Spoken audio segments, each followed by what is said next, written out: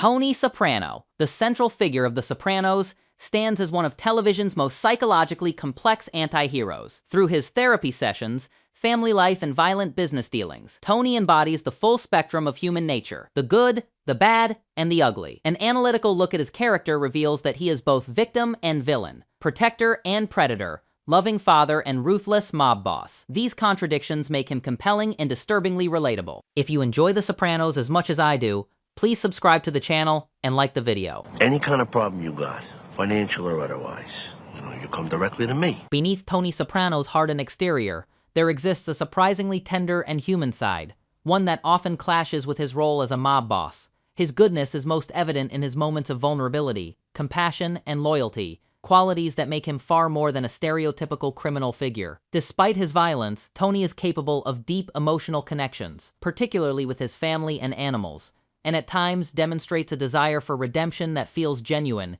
even if he cannot achieve it. Tony's love for his family represents the foundation of his good. He consistently expresses concern for his wife Carmela and his children, Meadow and AJ, even as his actions often undermine their happiness. In his own conflicted way, Tony wants his children to escape the moral corruption of his world. He pushes Meadow to pursue higher education and a legitimate career, seeing her success as symbolic of the normal life he can never have. His interactions with AJ reveal frustration, but also fear. Fear that his son will inherit his weaknesses rather than his strengths. These moments of care show that Tony's conscience still functions. He recognizes the difference between right and wrong, even if he cannot live by it. Another window into Tony's better nature appears through his attachment to animals. His emotional breakdown after the ducks leave his backyard is one of the show's most symbolic moments.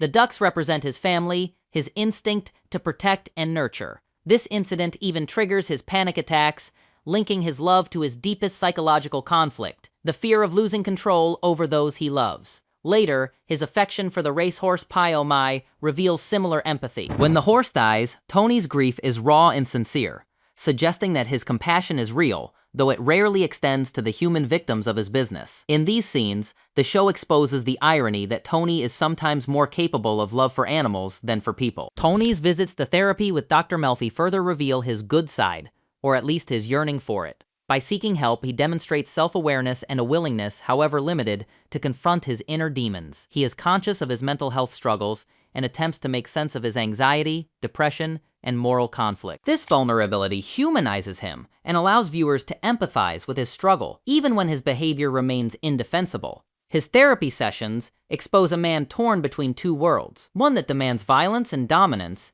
and another that craves peace and meaning. Ultimately, Tony's good side does not redeem him, but it complicates him. It reminds the audience that beneath his criminality lies a person with real emotional depth, someone who feels guilt, love, and fear. His goodness makes his downfall all the more tragic, because it shows that he could have been better. In many ways, that is what makes Tony Soprano such a compelling figure. Not that he is purely evil, but that he is painfully human, someone whose flashes of decency are constantly at war with his darker instincts. The most tragic part of Tony's bad nature is that it's preventable. Unlike the ugliness that defines his soul, his badness stems from flaws he could overcome: pride, greed, lust, anger, if only he were willing to confront them. Yet every time he comes close to self-awareness, he retreats. He confesses guilt, then finds comfort in denial. He apologizes, then repeats the same sins. His bad is therefore not only moral, but existential.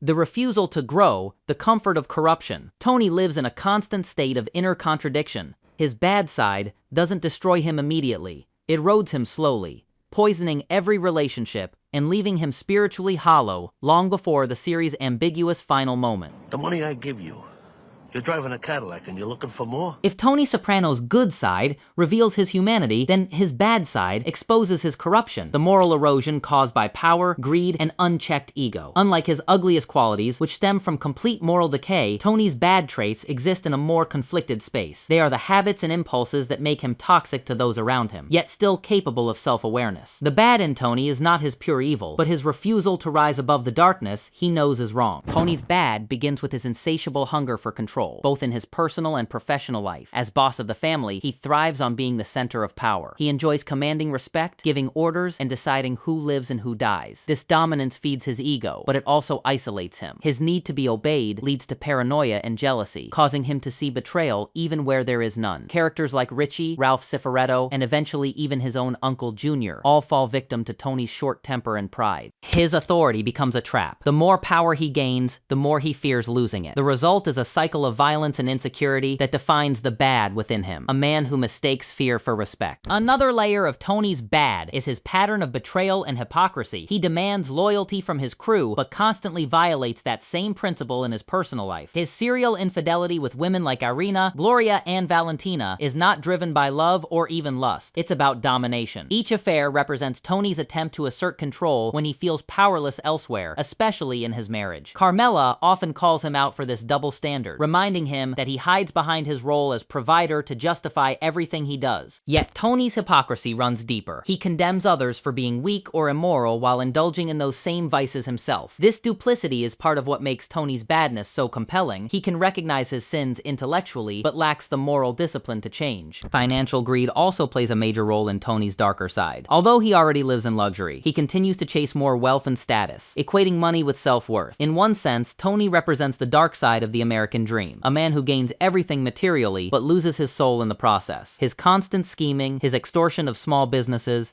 and his readiness to exploit others' vulnerabilities show how his ambition corrupts any trace of decency. Even when he helps someone, it often comes with strings attached. His generosity is rarely genuine. It's transactional, a way to strengthen his power network or feed his ego. Tony's bad side also manifests in his relationship with violence. Unlike his ugliest acts, which are sadistic or personal, his routine violence feels almost casual, part of the daily business of being a mobster. Yet this normalization of brutality is precisely what makes it insidious. He orders hits and assaults without remorse, sometimes even laughing afterward, as though murder were no more serious than a business decision. When questioned by Dr. Melfi, he hides behind fatalism. "What do you want me to do? It's the life I chose." This fatalistic mindset is his ultimate moral excuse, an easy way to avoid facing the consequences of his own choices. If Tony Soprano's good represents his fleeting humanity and his bad reflects his moral compromise, then his ugly embodies the full corruption of the soul, the part of him that cannot be saved. The ugly side of Tony is not only found in his acts of violence or betrayal, but in his refusal to change, his capacity for self-deception, and the emotional emptiness that gradually consumes him.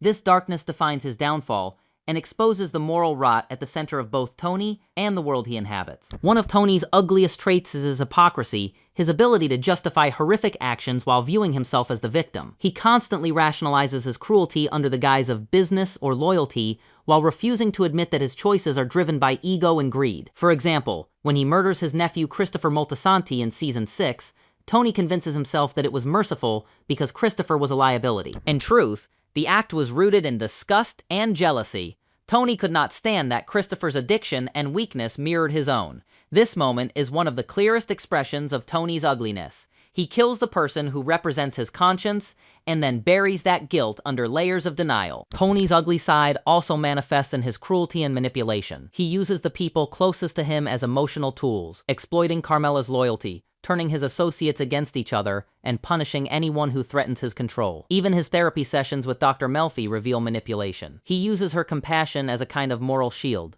hoping that talking about his crimes somehow makes them less damning. Over time, his sessions become less about healing and more about self-justification. He listens, nods, and occasionally cries, but never truly accepts responsibility.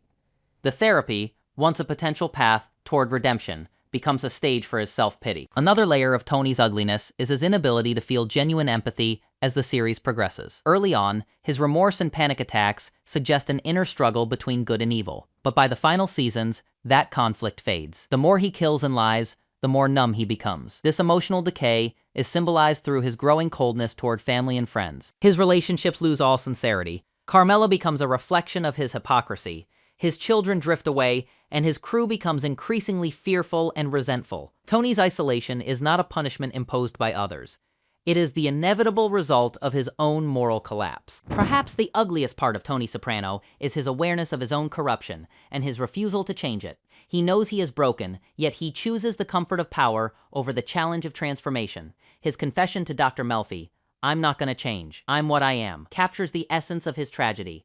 Tony's intelligence and self-awareness make his evil more disturbing, because he understands it and embraces it anyway. He doesn't fall into darkness blindly, he walks into it knowingly, even defiantly. In the end, Tony's ugliness lies not just in what he does, but in what he destroys within himself. His life becomes a hollow performance. A man pretending to be a family man, pretending to be a king, but ultimately ruled by fear, greed, and emptiness. The series ends without clear closure, but the message is unmistakable. Tony Soprano is not a monster because he kills. He is a monster because he kills the part of himself capable of goodness. His ugly is the death of conscience, the final victory of self-deception over self-awareness.